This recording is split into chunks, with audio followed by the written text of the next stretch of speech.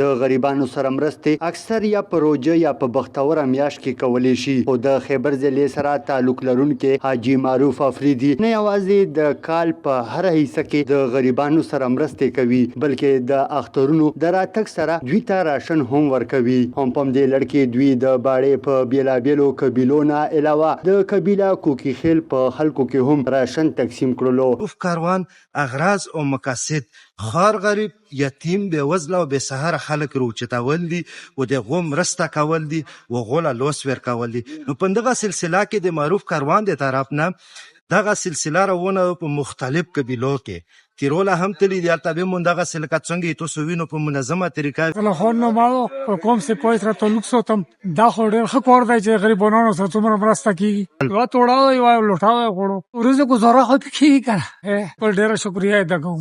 څرګنده دی وی چې د معروف کاروان لاړه نه یوازې د غریبانو سره د راشن په مد کې مرستې کولې شي بلکې دوی زرګونو خلکو ته روزګار موقع هم ورکړي دي. محمد الله خان افریدي سنو پښتونخوا خیبر.